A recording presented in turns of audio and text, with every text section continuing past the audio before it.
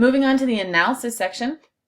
An analysis is a detailed examination of the elements or structure of something. Okay, so this is a methodological examination. You're going to go in and be talking about the structure of the argument, how they built their argument, how they completed the study, okay, things like that. So the question you're answering is, so what? Okay, you're going to describe the article. That's great. Thank you. That's very helpful. But so what? Why does this article matter? Okay, why is it important? What is the purpose of you including this article in your paper? Why is this something you've chosen to include? Okay, so some questions you can ask of the paper is, did the article or the authors ask the right questions? Did they miss any important or relevant information? Does it align with similar studies? Does it contradict? How does this article fit into the greater body of work? And that's a difficult one to do if you haven't done a ton of research, but you can look at the other articles in your that you're reviewing or summarizing and go from there as well to kind of see, do they work together? Are they contradicting each other? Do they build off one another? That sort of thing.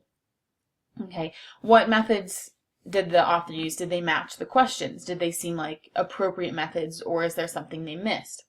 If maybe you're using something that's similar to anthropology but not actually an anthropologist, you might discuss in there that some anthropological methods might have been a good addition to their current methods. Okay, what made their methods good or poor? So what made them a good choice or a poor choice? Okay, and then were the findings presented clearly and accurately, or did they miss some things? Okay, were there some details that were overlooked? Did they make kind of a logical leap from one idea to a conclusion without the in-between supporting evidence? Okay, is there any missing information? So you kind of want to explore these questions in terms of the content of the paper. Okay, and so with this, I want you to be confident stating your opinions. Okay, your opinion as a student, I know it doesn't feel like it a lot as a student, but your opinion is valuable. And so with my course, I want to try to encourage this in students and teach them that even though you're not writing some groundbreaking research here, your opinion is still valuable as long as you support it. Okay, you can't just say, I disagreed with the author. You need to have some supporting evidence there. Okay, so if you disagree with the findings, then you need to say why. You need to cite other research. You need to cite other things that say, that like back up your argument, right? Same if you agree. If you agree, don't just say, I agreed with the author, great article. That's not an analysis. You're just telling me your opinion without any supporting evidence, okay? If you have any other information that helps to support or, on the other hand, will refute the author's claims, put that in there. Use that to support yourself. Okay, and then how does this article contribute to the overall body of knowledge? How does this author's research contribute to the overall understanding of the issue or the research focus? Some other questions you can ask. Who's writing the article? What are her or his qualifications? What is the audience? So if you're reading an article and it seems very informal, look at the journal or where it was published and say, okay, maybe this isn't very academic in nature. Okay, but keep in mind that your articles for this purpose, these should be academic. Okay, you shouldn't be using newspaper articles. I don't want to read a summary of a website. Okay, these need to be academic in nature. Okay, is your criticism a first impression or opinion, saying like, I didn't like it or it was hard to read? Those aren't academic opinions. That is on you, that you had a hard time reading it. If it was unnecessarily pedantic, that's different, or something like that. But if you just had a difficult time reading it, then that's not really a point for analysis. That is simply something you need to figure out. Okay, is there anything left unfinished? Did the author make her case successfully, or was there missing information? Again, how does it fit into the discipline as a whole?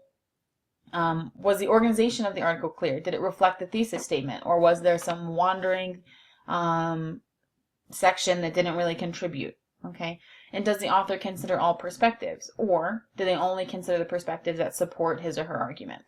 Okay, just some other questions you can ask there.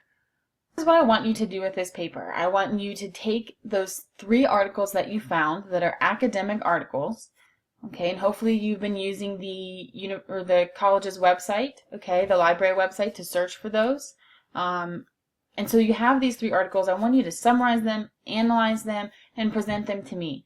Okay, you have some freedom in style here of how you want to do that. If you want to do one at a time, summarize, analyze Article 1, summarize, analyze Article 2, so on and so forth. Or if you want to summarize all of them, so summarize the points made in each, and then analyze them all, you can do that as well.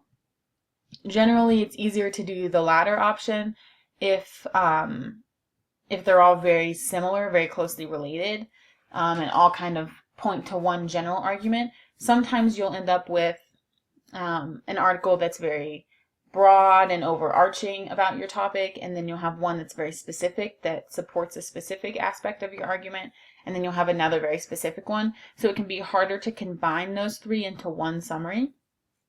So then I would suggest the separate summaries and analyses. If you want to write this as, I would suggest writing it as one long paper. Some students prefer to write it as 3 shorter papers. Send them to me all in one document though, if you choose to do that. I don't want to have to open 3 documents and comment on those. Just one Word document would be best. Okay. So how you want to do that is kind of up to you. If you want to combine everything, or if you want to do it separately, that's fine. Same thing, single-spaced. All of the requirements are online for you in the Dropbox section and in your syllabus. So be sure to refer to those. Make sure you're following directions. That was an issue for some of you on the last paper. Okay.